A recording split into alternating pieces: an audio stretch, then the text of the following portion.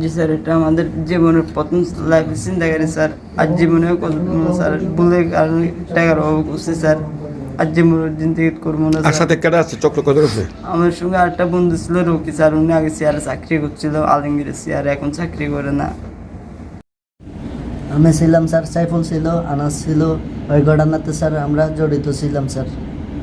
ছিনতাই করার সময় আমি ছিলাম, সাইফুল, আনাস, এই তিনজনই ছিলাম স্যার। সিগালের সামনে জি স্যার, সেগুলো চাকু মারছিস?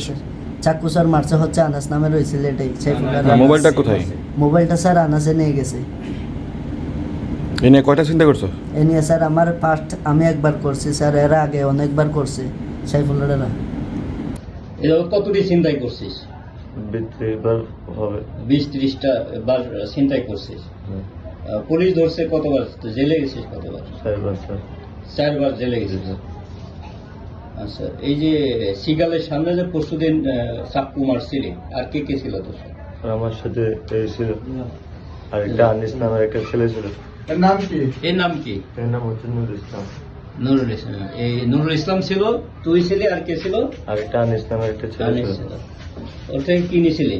এর থেকে স্যার একটা মোবাইল নিছে, মানে মোবাইলটা এই আনিসে নিছে, মানিব্যাগ এর হাতে ছিল স্যার। মানিব্যাগে কয় টাকা ছিল এটা আমি তো জানি না, পরবর্তী স্যার দেখবো গাড়িতে। তাহলে এই গাড়িতে যাই বসবো আমি এরকম মনে করছি। তাহলে এই গাড়ি একটা নিয়ে স্যার আনিসে গাড়ি টাইনে চলে গেছে, আর আমাদেরকে হাত দেখায়। এরপর থেকে স্যার এই রাত টুকাই পাই না আমরা। সর্বশেষ জেল থেকে বের হয়েছিস কতদিন? আমি জেল থেকে বাইরে স্যার হবে 4-5 মাস। 4 মাস পাস আগে। স্যার।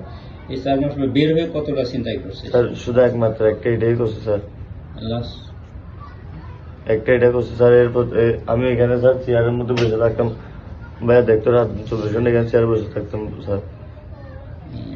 আর কোনো পেশা আছে তোর? আমি শুধু স্যার- চিন্তাই পেশা?